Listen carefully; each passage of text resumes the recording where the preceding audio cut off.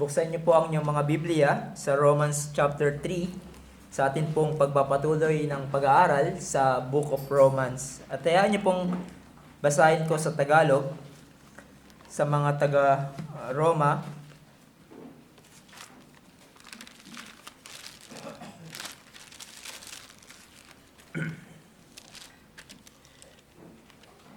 Beginning verse 9 up to verse 20.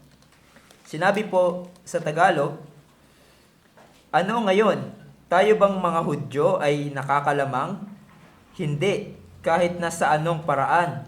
Sapagkat amin nang napatunayan na ang lahat ng tao, maging mga Hudyo at mga Griego, ay nasa ilalim ng kapangyarihan ng kasalanan. Gaya ng nasusulat, walang matuwid, wala kahit isa. Wala ni isang nakakaunawa, wala ni isang umahanap sa Diyos. Lahat ay lumihis, sama-sama silang nawalan ng kabuluhan. Walang gumagawa ng mabuti, wala kahit isa. Ang kanilang lalamunan ay isang libingang bukas. Sa pamamagitan ng kanilang mga dila ay gumagawa sila ng pandaraya. Ang kamandag ng mga ulupong ay nasa ilalim ng kanilang mga labi. Ang kanilang bibig ay puno ng panunumpa at kapaitan. Ang kanilang mga paa ay matutulin sa pagdadanak ng dugo. Pagkawasak at kalungkutan ang nasa kanilang mga landas. At ang daan ng kapayapaan ay hindi nila nakikilala. Walang takot sa Diyos sa kanilang mga mata. Ngayon ay nalalaman natin na anumang sinasabi ng kautusan, iyon ay sinasabi sa mga nasa ilalim ng kautusan, upang matahimik ang bawat bibig, at ang buong sanlibutan ay mapasailalim ng hatol ng Diyos. Sapagkat sa pamamagitan ng mga gawa ng kautusan, ay walang tao na itinuturing na ganap sa paningin niya, sapagkat sa pamamagitan ng kautusan ay ang pagkakilala ng kasalanan. Tayo po ay manalangin at tumuling humingi ng tulong sa Diyos. Let's pray. O aming dakilang Diyos, kami po ay muli nagpapakumbaba sa inyong harapan. Humihingi po ng tulong sa mga oras na ito as we again study your word. O Panginoong Diyos, tulungan niyo po kami that we will not take this for granted, that we will truly savor your word and treasure it in our hearts. May you open our hearts that we may behold the wondrous things out of your law. We pray that your word, Panginoon, will truly dwell in our hearts richly. Tulungan niyo po ang inyong lingkod na nagdadala ng inyong mga salita. Sa kanya pong kahinaan, ikaw ang patuloy niyang maging kalakasan. Tulungan niyo po kami, Panginoon, ang aming pag-iisip na limited. We pray that you would gird up the loins of our minds so that we would be ready to receive your word. In Christ's name, Amen.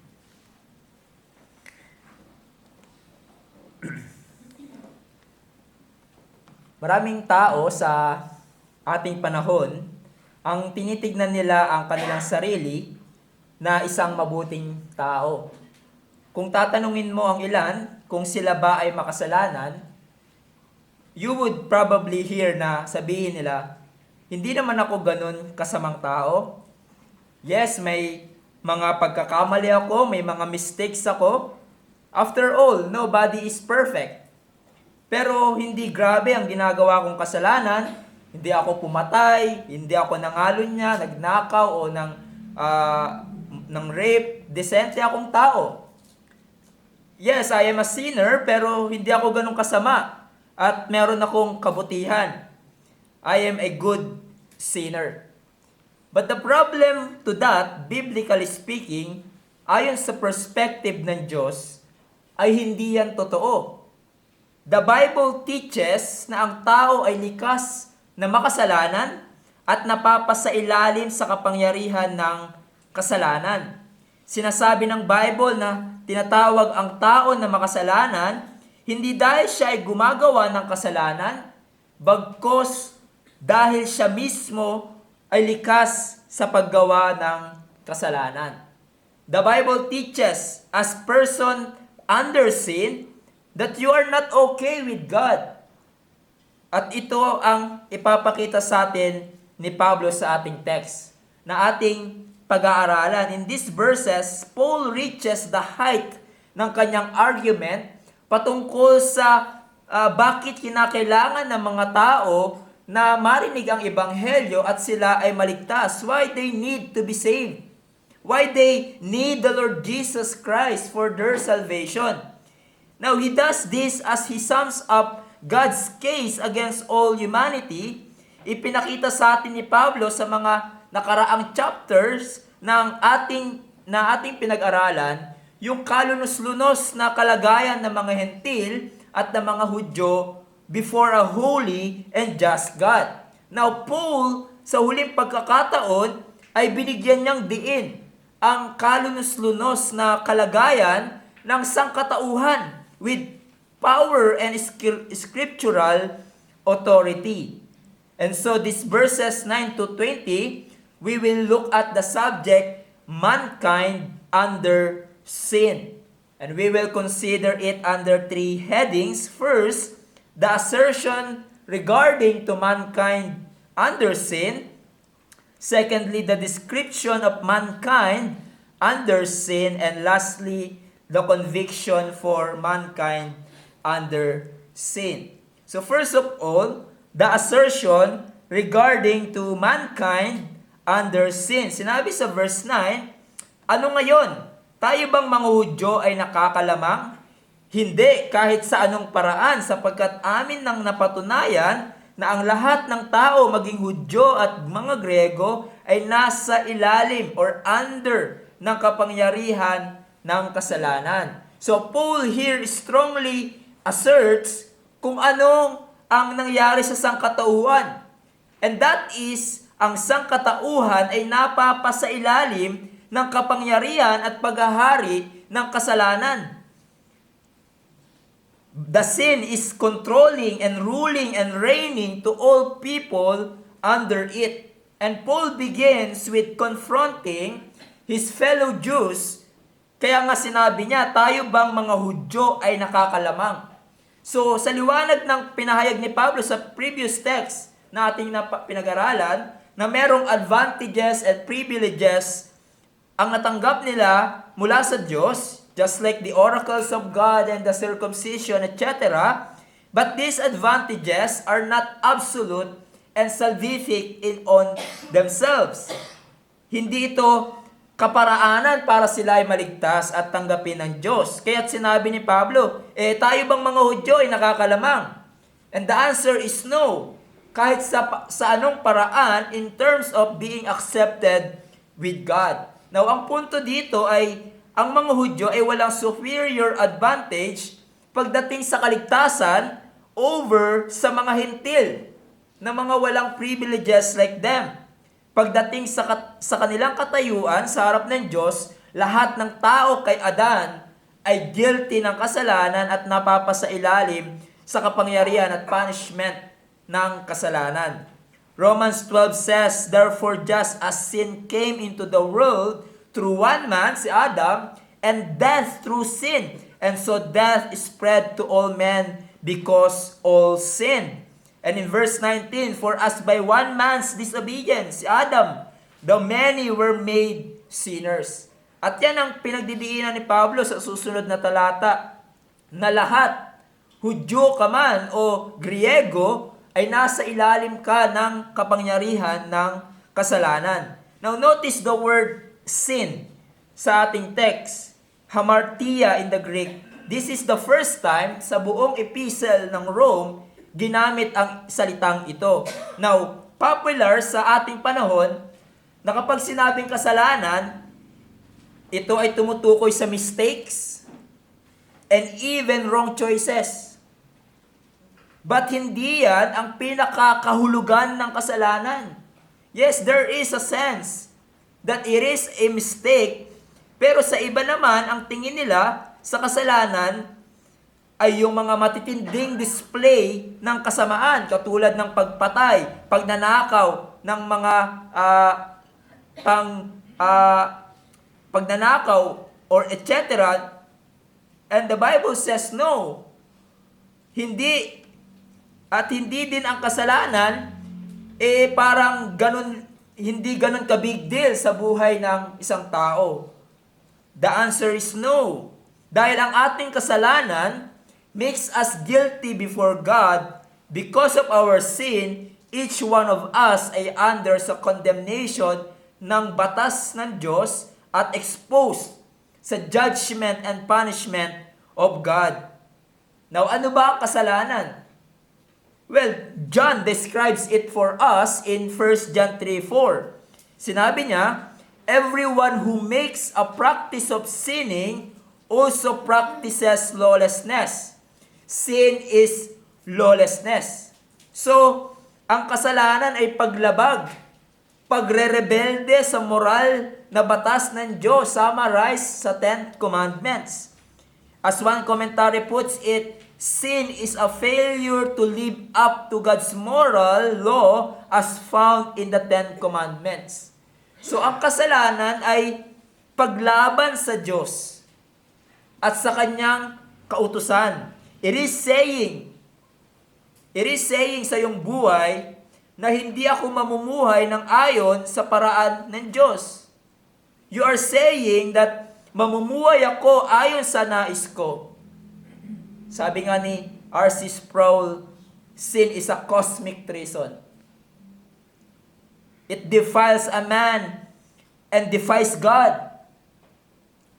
It is to wander from the path of uprightness as defined by our Maker. It is that which the holy, flawless God of the Bible hates and promises to punish.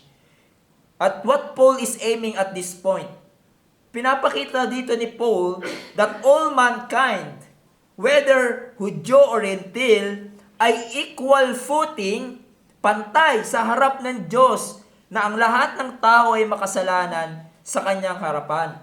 He is saying that in the eyes of God, wala ni isa sa atin, regardless kung sino man tayo, anuman ang background natin sa buhay, religious man tayo, hindi or hindi, regardless kung anong tingin nila natin sa ating sarili, sila ay guilty ng kasalanan.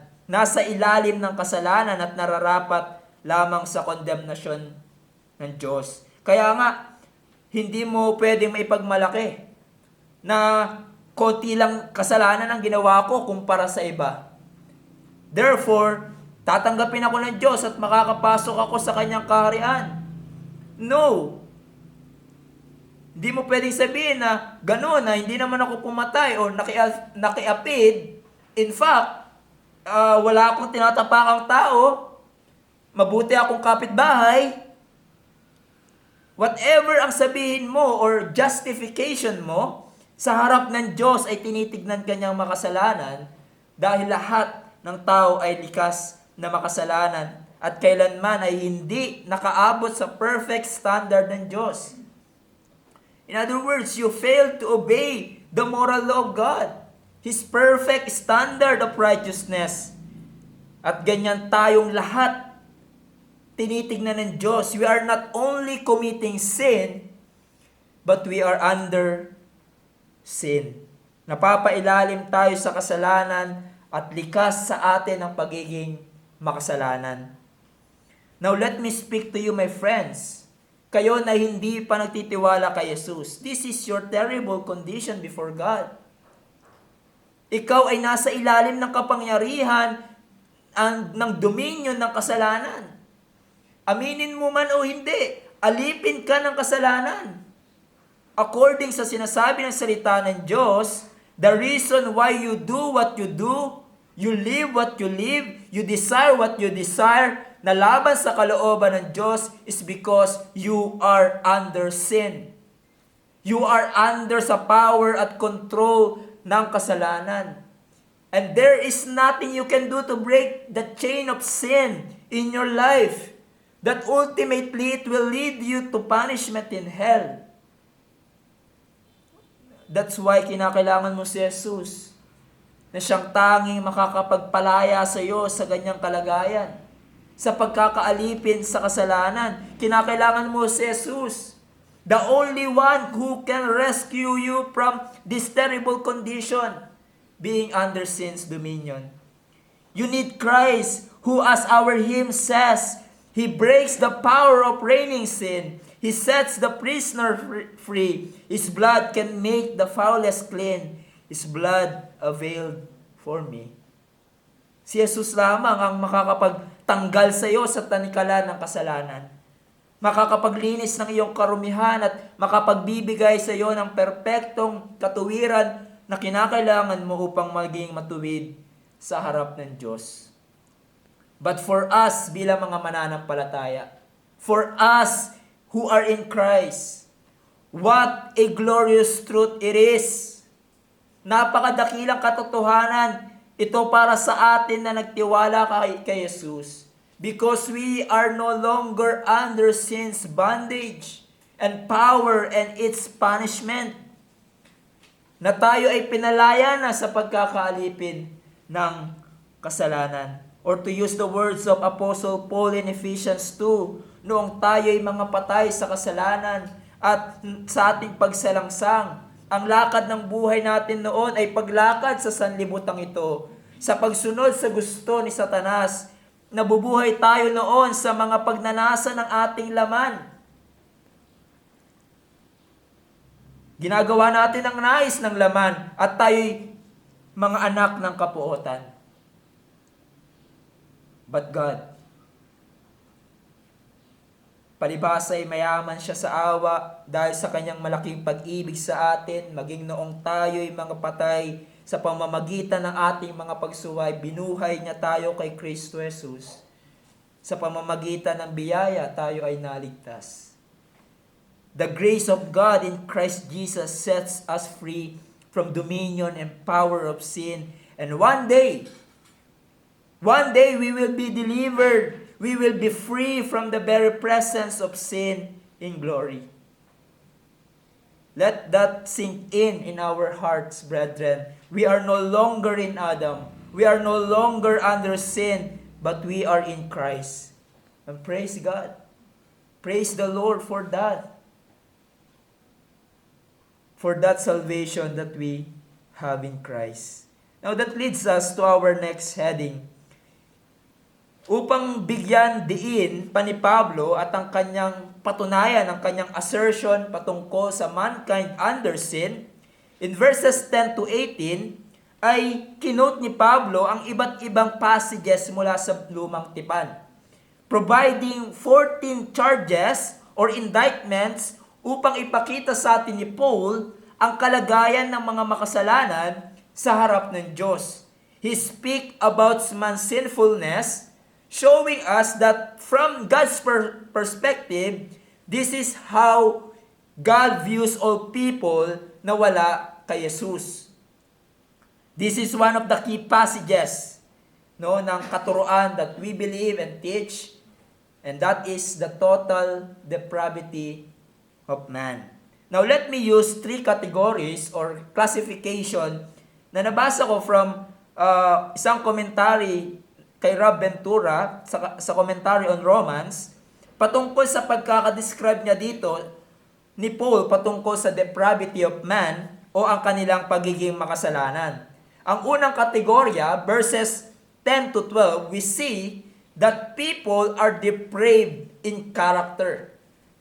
Depraved in character, sadlak sa kasalanan, sa kanilang karakter. It says in verse 10, gaya ng nasusulat, walang matuwid, wala kahit isa. Quoting Psalm 14 and Psalm 53. Now take note, sa English, ay ginamit yung salitang there is. And in the Greek tense, ito ay tinatawag na present active tense, meaning ito ay realidad, ito ay fact, ito ay patuloy na kalagayan ng mga tao na wala kay Jesus. Sila ay hindi matuwid, which means hindi sila completely nakaabot sa pamantayan ng Diyos. They are not completely upright and morally innocent in of themselves before God and His law. And of course, there's an exception, our Lord Jesus Christ, who is perfectly righteous. But lahat ng tao na nabuhay sa mundo ay lagpak sa pamantayan ng Diyos. Wala kahit isa emphasizing that no single person ang inosente sa harap ng Diyos at walang nagawang kasalanan. Then Paul said, wala ni isang nakakaunawa, wala ni isang humahanap sa Diyos. Now, since walang matuwid, it follows that there's none who understand. It means no one continually grasps the things of God spiritually speaking, and they don't understand the sweetness of God's truth na makikita natin sa kanyang salita. Hindi katulad ng mga mananampalataya, and there's no hunger to know the things of God. Now, how many ang nagsasabing believer sila? Pero ang maririnig mo sa kanilang bibig, ay, hindi ko na kailangan mag-aral ng Bible.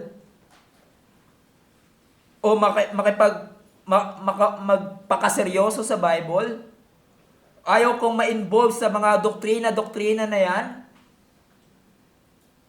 Kung ganyan ang pag-iisip mo, ay marka yan ang hindi tunay na mananampalataya. Wala kang pakialam sa katotohanan patungkol sa katuwiran ng salita ng Diyos. And by the way, when we say doctrine, a sound doctrine, ito ay tumutukoy sa teaching and truths of God. So you don't care about doctrine? And ang unbeliever don't grasp comprehensively the things of God.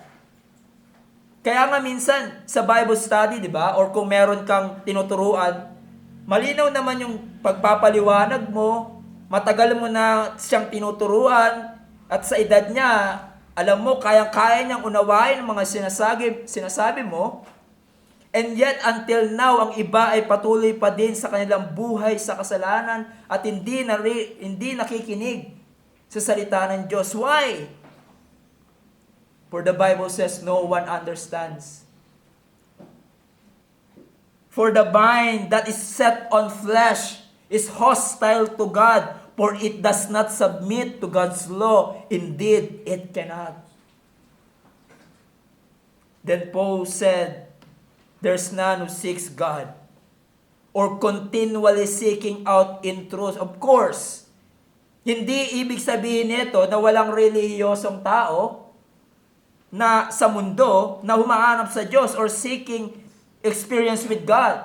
Kaya nga minsan may makakabalita tayo, di ba? Merong naligtas sa aksidente or gumaling siya sa matinding sakit. Suddenly, parang hinahanap niya ang Diyos. Tumatawag siya sa Panginoon. But some people ay hinahanap nila ang Diyos for intellectual reasons. No, sino ba tong Diyos ng Christians? Pag-aralan ko nga, kilalanin ko nga. And others seek God for mystical reasons. And many, lalo sa ating panahon, hinahanap nila ang Diyos sa maling rason. Hindi talaga nila sinisik ang Diyos, kundi ang benefits, yung blessings na binibigay ng Diyos. Kapag bumigat na yung buhay, di ba? Tsaka nila hahanapin ang Diyos. But they are not really seeking God. They are seeking the benefits from God. Sabi nga ni R.C. Sproul, and just paraphrased it, they want the things of God. They want the things that only God can give us. But they do not want Him. They want peace, but the Prince of Peace. They want peace, but not the Prince of Peace. They want purpose, but not the sovereign purposes decreed by God. They want meaning found in themselves, but not His rule over them. We see desperate people and we assume they are seeking for God, but they are not seeking for God. I know that because God says so, no one seeks after God.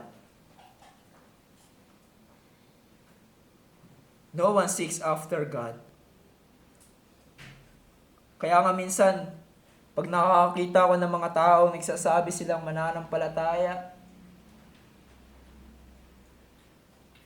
o hinahanap nila ang Diyos, ay tignan muna natin. Baka hindi ang Diyos talaga ang hinahanap nila, but what God can give. Ano ibig sabihin dito ni Pablo when he said, walang humahanap sa Diyos? It means, ang makasalanan ay hindi nila hinahanap ang Diyos sa katotohanan, sa kanilang puso para sila ay maligtas sa pamamagitan ni Jesus. Walang makasalanan. Walang makasalanan na sa kanyang sarili ay sasabihin niya one day, gusto kong maligtas sa pamamagitan ni Jesus. They are not seeking God bilang hell-deserving sinners who desperately need a Savior to forgive them of their sins. And many of us ay magpapatotoo dyan. Nung tayo ay hindi pa mananampalataya, hindi natin hinahanap ang Diyos. Wala tayong pakialam sa pagiging Kristiyano. In fact, wala tayong pake sa Diyos dahil mas mahal natin ang kasalanan. Mas may pake tayo sa ating ginagawang kasalanan kaysa sa Diyos. Oh, but thanks be to God. Nung time na hindi natin hinahanap ang Diyos mismo ang humanap sa atin. Ang Diyos mismo ang umabot sa atin, narinig natin ang Ebanghelyo at kumilos siya sa ating puso at binago niya ito upang tayo ay manampalataya at maligtas sa Kanya. Our hymn says, diba, Jesus sought me when I'm stranger, wandering from the fold of God, and He to rescue me from danger interposed His precious blood. And then verse 12, lahat ay lumihis, sama-sama silang nawalan ng kabuluhan, walang gumawa ng mabuti, wala kahit isa. Sinasabi ni Pablo na ang mga makasalanan ay lumihis at lumayo sa katotohanan. They go to the wrong direction. At bilang resulta, they have become worthless. They become spiritually useless and depraved. In other words, they are of no value in regard to works of righteousness. And then Paul concludes this first category by saying, no one does good, not even one. Now, hindi ibig sabihin nito na walang gumagawa literally and actively ng mabuti. Marahil meron kayong kapitbahay na hindi mananampalataya pero matulungin sa kapwa, willing to help those na mga nangangailangan. Paul is saying here, no one does morally good or spiritually good apart from Christ. Hiwalay kay Jesus, anumang kabutihan ang pinapakita natin, ito ay maruming basahan lamang sa kanyang harapan. Hindi nagagawa ng makasalanan ang goodness na nare-require ng Diyos at ayon sa Panginoon, not just externally, but inwardly and spiritually. Thus, walang talagang nakakagawa ng mabuti sa harap ng Diyos. Dahil hindi lang external na kabutihan ang hinihingi ng Diyos. Hindi lang panlabas na kabutihan, kundi yung ating panloob. Our motivation, do you do what you do for the glory of God? And that you cannot see sa isang unbeliever that he will do for the sake of Christ. They do all things for themselves and not for Christ. Then, that leads us sa pangalawang category that describe ang mankind under sin. Now, we will just bibilisan lang natin because time limits us. Yung second category is depraved in conversation. Now, Paul gives a list of metaphors to describe the extent to which we are not righteous but have gone astray. Nilarawan ni Pablo ang kalagayan ng makasalanan sa pamamagitan ng parte ng katawan ng tao. And he begins sa bibig. Sabi niya sa verse 13, Ang kanilang lalamunan ay isang libingang bukas. Ang bukas na libingan ay puno ng karumihan. It is disgusting. It is death. And so ang bibig ng makasalanan, puro karumihan, puro kasalanan. Sabi nga ni Spurgeon sa kanilang bibig, where all the wickedness of their hearts exhale. Then Paul says, sa pamamagitan ng kanilang mga dila, gumagawa sila ng pandaraya. Ang kamandag ng mga ulupong ay nasa ilalim ng kanilang labi. It is dangerous. Dangerous tongue, poisonous. They use their words to destroy others. They use their mouth to deceive others. Ang kanilang bibig ay puno ng panunumpa at kapaitan. In other words, sa pamamagitan ng kanilang pananalita, ng kanilang dila, ay patuloy silang gumagawa ng samot-saring kasalanan. Their tongue is always ready to sin. Siya ay mandaraya sa pamamagitan ng pananalita. Siya ay nangwawasak at nananakit sa pamamagitan ng kanilang pananalita. Lumalabas sa kanilang bibig ang pagyurak sa tao, ang pagsisinungaling, and bitterness, resentment, deception, and profanity. Name it. You will see all of those wickedness in the tongue of man. Sa panahon natin ngayon, high-tech, di ba? Sa social media, pinopost yung boses nila. Yung gusto nilang sabihin publicly at hindi sila nahihiya sa kanilang pinagsasasabi. Then the last category, depraved in conduct. Depraved in conduct, verse 15. Ang kanilang mga paa ay matutulin sa pagdanak ng dugo, pagwasak at kalungkutan ang nasa kanilang mga landas. At ang daan ng kapayapaan ay hindi nila nakikilala. Walang takot sa Diyos sa kanilang mga mata. They love violence. They are people who love violence. Gagawin nila ito just for their own interest. Just look at the history. Kung gaano kadami ang namatay dahil sa pagiging violente ng isang bansa o isang pinuno ng bansa para sa kanilang pangsariling interest. The World War I and II, the Cold War, the Vietnam War, etc. Sa ating panahon, meron pa din. Diba? Yung war between Ukraine and Russia. Israel and Palestine war. But ang matindi sa ating panahon, you know what? Abortion ng babies. Sabi nga ng isang article, mas marami pang namatay sa abortion sa ating panahon compare sa World War I and II combined.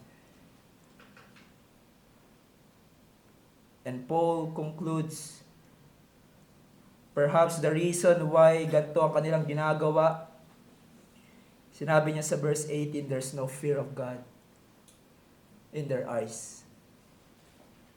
They have no dread and reverence to God and His law.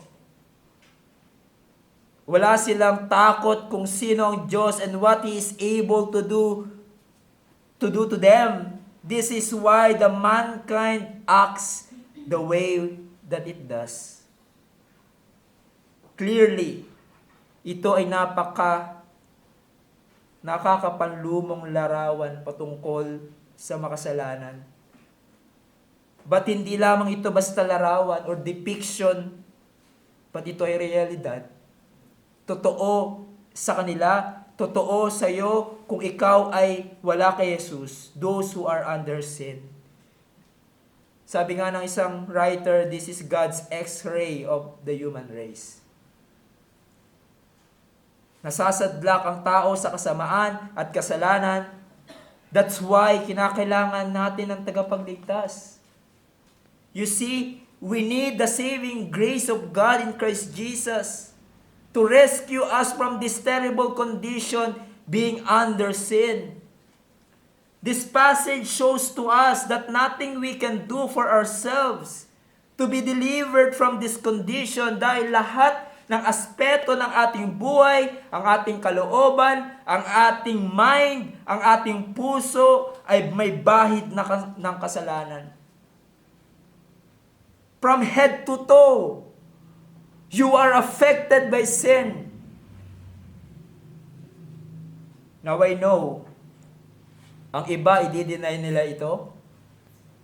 They would say na hindi naman sila kasing sama ng iba. Hindi naman sila ganun ka-violente katulad ng binabanggit ni Paul. Basically, they would say sila ay mabuting tao. My friends, kung ganyan ang sinasabi mo, your heart can deceive you. The heart of man is deceitful above all else. Who can understand it? You think mabuti kang tao? The Bible says you are not.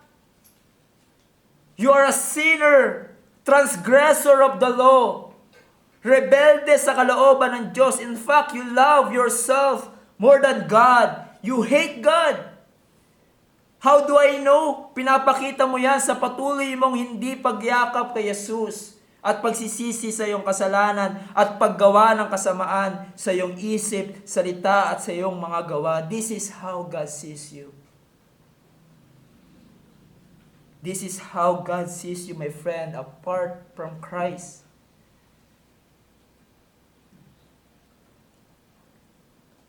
Moving on sa ating last heading, the conviction for mankind under sin. Verse 19.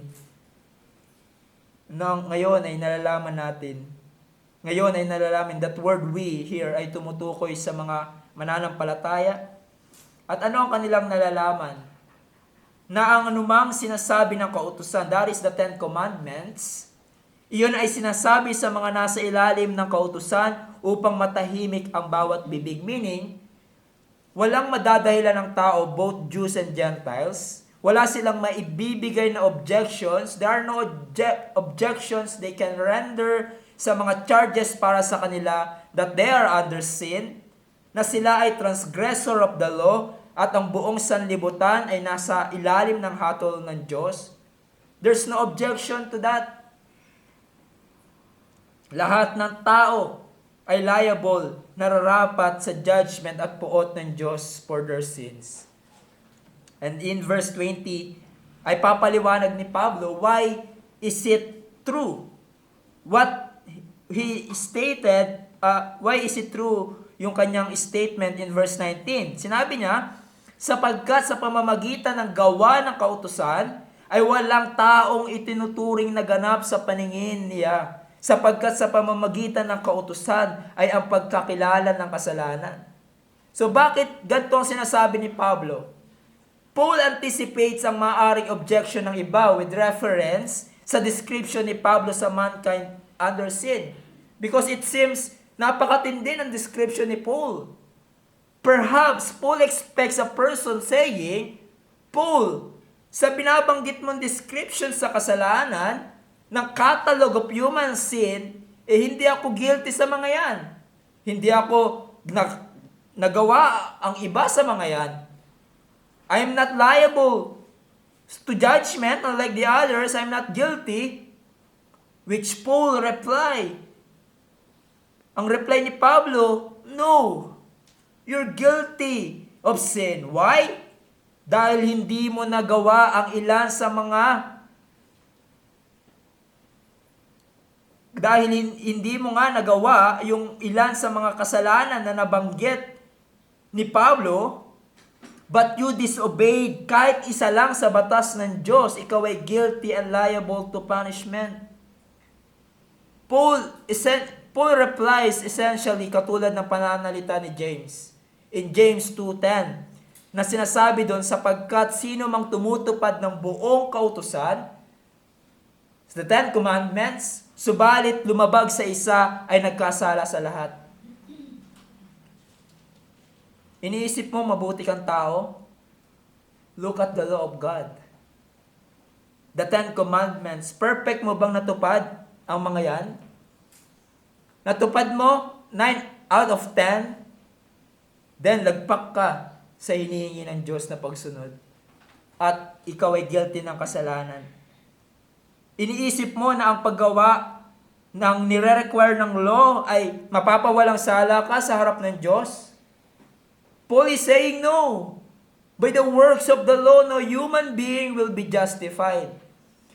Dahil hindi mo kaya sa iyong sarili na masakatuparan ang lahat ng batas ng Diyos na kanyang nire-require. And even your best obedience to the things of God ay may bahid ng kasalanan. You see, ang purpose ng God's law, ang purpose ng batas ng Diyos para iwang defenseless and helpless ang unbelievers before God. Wala silang madadahilan na hindi sila guilty ng kasalanan. Paul shows yung function ng batas ng Diyos sa kahulian that says, through the law comes knowledge of sin. The works of the law cannot justify us, but show us how deep we have fallen from sin. It shows how guilty we are of sin before a holy God. Kaya nga sinabi ni Spurgeon, the object of the law of God is not to cleanse us, but to show us how much cleansing we need. To reveal our disease, not to find a remedy for it. So ang batas ng Diyos ay hindi parang hagdan upang makarating tayo sa kalagayan na tatanggapin tayo ng Diyos, bagkos ang batas ay parang salamin na nagpapakita sa iyo ng iyong karumihan at kaawa-awang kalagayan dahil sa iyong kasalanan. Ito ay nagpapakita sa iyo kung gaano kalalim ang iyong pagkakasala sa harap ng banal na Diyos. At dito papasok ang kagandahan ng Ebanghelyo ni Jesus, is it not? Though tayo ay rebelde sa batas ng Diyos, we are all like sheep have gone astray. Each of us has turned our own way. We are lawbreakers. We cannot attain the righteousness na kinakailangan natin para maging matuwid sa harap ng Diyos. But God ang gumawa ng paraan sa pamamagitan ni Jesus upang tayo ay maligtas sa kondemnasyon at batas, sa kondemnasyon ng batas ng Diyos at pagkakaalipin sa kasalanan na magdadala sa atin sa parusa ng Diyos magpasawalang hanggan in hell. Paul said in Galatians 4:5, sinugo ng Diyos ang kanyang anak na ipinanganak ng isang babae at ipinanganak sa ilalim ng kautusan upang tubusin ang mga nasa ilalim ng kautusan upang matanggap natin ang pagkukupkop bilang mga anak.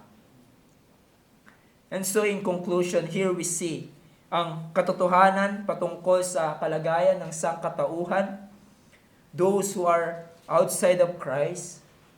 And so by the way of application, let me say first, for us mga mananampalataya, thank the Lord Jesus Christ, who rescued us and freed us from sin's power and its punishment through His life. Purihin si Jesus. Purihin si Jesus na nagpalaya sa iyo sa tanikala ng kasalanan at sa parusa na dulot nito. Praise the Lord Jesus Christ, He who washed us with His blood, and He has brought us near to God. Ang kasalanan is no longer has dominion over you. Hindi ka na alipin kung ikaw ay na kay Jesus, but you have a new master, the Lord Jesus Christ. Therefore, kung ikaw ay pinalaya ng Jesus sa kasalanan, you are now dead to sin and alive to God. Sinasabi ni Pablo, gamitin mo ang iyong buhay hindi na sa kasalanan, hindi na sa muli sa pagsunod sa kasalanan, kundi pagsunod kay Jesus at sa kanyang kalooban. If you say you are dead to sin, and alive to God. Use your life not as instrument of unrighteousness, but instrument of righteousness. Huwag mo nang muling ipangsalang ang iyong sarili sa paggawa ng kasalanan because you are now free. You are now free to do the will of God. You are now liberated to serve Christ. Paul said in Romans 6:13, At huwag din ninyong iandog ang mga bahagi ng inyong katawan sa kasalanan bilang sangkapan ng kasamaan tungo sa kasalanan, kundi ihandog ninyo ang iyong sarili sa Diyos na tulad sa mga buhay mula sa mga patay, at ang mga bahagi ng iyong katawan bilang kasangkapan ng pagiging matuwid tungo sa Diyos, sapagkat ang kasalanan ay hindi makapag-ahari sa inyo, sapagkat wala na kayo sa ilalim ng kautusan, kundi nasa ilalim ng biyaya. But secondly, the description of mankind under sin should keep you humble, knowing that was once your description of your life. This description of mankind under sin should keep us humble, knowing that was once the description of our life. Nawa patuloy kang mahumble sa katotohanan na kung hindi sa biyaya ng Diyos, yung binanggit ni Pablo na description ng mankind under the power of sin, kung hindi sa habag ng Diyos, yan pa rin ang kalagayan mo hanggang ngayon. At baka mas worse pa. The grace of God in saving us should keep us in awe, in wonder, and humble before God and man. Hindi natin pwedeng maipagmalaki na kaya tayo naging Kristiyano o pinaboran ng Diyos ay dahil meron siyang nakitang kabutihan sa atin. No, it is all by His grace. We just only say, I am a sinner saved by grace. That's our boast. A sinner saved by grace. Then thirdly, use the 10 commandments, the moral law to bring conviction of sin to the unbelievers. Now, kung bigyan kayo ng pagkakataon, makapagturo sa Bible study, sa mga bata, sa mga kabataan, sa mga matatanda, o sa inyong kaibigan, ano man ang buksan ng Diyos na pinto sa inyo where you can study the Word of God ng matagal, ituro mo sa kanila ang batas ng Diyos. Dahil tulad ng ating nakita, through the law of God comes the knowledge of sin. Show to them na hindi sila mabuting tao sa pamamagitan ng law of God, na hindi sila nakaabot sa perfect standard ng Diyos. Therefore, sila ay makasalanan, lawbreaker, at nararapat sa parusa ng Diyos magpasawalang hanggan. The law will reveal their sins and how guilty sila ng kasalanan. Use it. Use it as a mirror for them to see their sinfulness and helplessness. But then, wag mo silang iwan dyan. Because point them to the one who can save them sa condemnation ng batas. Point them to Jesus Christ, to the gospel who can save them, forgive them from all their sins, and make them righteous before God. Dahil sa perpektong katuwiran na ipinapataw ng Diyos sa mga nagtitiwala kay Jesus. And for you, my dear friends, itong description ng mankind under sin, ang iyong kalagayan right now. I-deny mo man ito o hindi, if you are not a believer, this is your present condition. And there's nothing sa iyong sarili, you can do nothing about it. Not your works, not your tears, not your sighs, your deeds can save your guilty soul. Meron lamang natatangi at nag-iisang makapagliligtas sa miserable mong kalagayan, and that is Jesus Christ, the only Savior of sinners, who can deliver you from sin's power and dominion. For 2,000 years ago, on Calvary's cross, ay ginapi ni Jesus ang kasalanan. Inalay niya ang kanyang buhay para maging bayad pantubos sa kasalanan. Siya ay namatay, inilibing, ngunit nabuhay namang muli. Pagpapatunay na ang kanyang sakripisyo ay katanggap-tanggap sa Diyos. Perpektong sakripisyo, pagpapatunay na nagapi niya ang kasalanan at ang kamatayan. Dahil kung hindi nabuhay namang muli si Jesus, tayo mga believer ang mas kaawa-awa at nananatili pa din tayo sa ating kasalanan. But He rose from the grave. Patunay that our sins has been paid. At kung magtiwala ka sa Kanya, my friends, hindi ka lamang mapapalaya sa pagkakaalipin ng kasalanan, but malilinis ka sa lahat mong kasalanan. Gaano man kalalim ang pagkakasadlak mo sa kasalanan, kaya kang patawarin at linisin ni Jesus.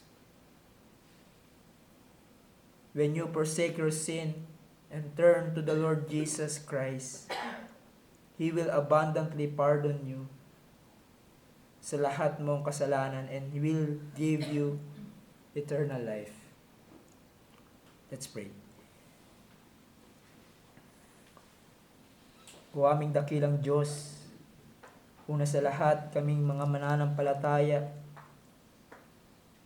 ay tunay na ipapasalamat sa inyo, and we are eternally grateful dahil niligtas mo kami from this condition, being under sin. Ganyan po dati ang aming buhay. Kami ay mga makasalanan, walang pakialam sa Diyos. Mas mahal namin ang aming buhay. Ang lumalabas sa aming bibig ay puro kasamaan. Ang ginagawa ng aming mga kamay, ang aming mga paa, ay paggawa ng karumihan, ng violence, hurting others. And yet, Lord, tinignan mo kami na sa iyong biyaya at niligtas sa lusak ng kasalanan at nilinis sa aming pagkakasala. Salamat, Panginoon, sa dakilang kaligtasan na ipinagkaloob sa amin ng aming Panginoong Jesus.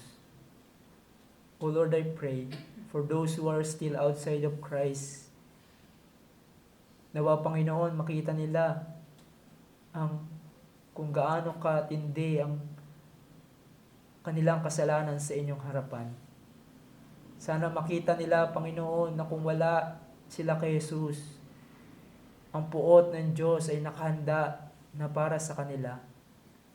Dahil wala ni isa sa kanilang buhay, Panginoon, ang tunay na nakagawa ng mabuti sa inyong harapan.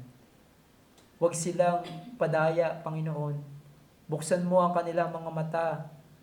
Huwag nawa silang madaya thinking that they are good person, and when they die, they will go to heaven.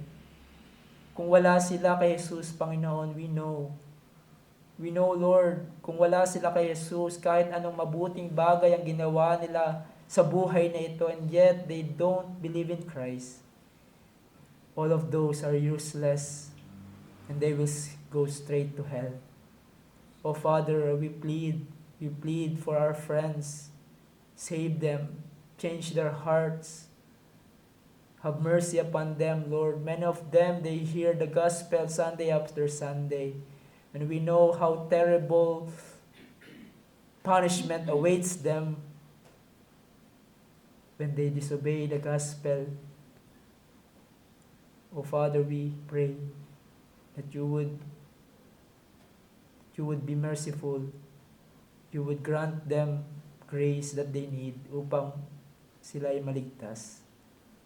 Alam namin, Lord, sa inyo pong kapangyarihan lamang mangyayari ito hindi sa anumang husay ng pangangaral, kundi sa inyong biyaya. Kaya kami ay nagsusumamo sa inyo sa panalangin na iligtas niyo po sila sa pangalan ni Jesus.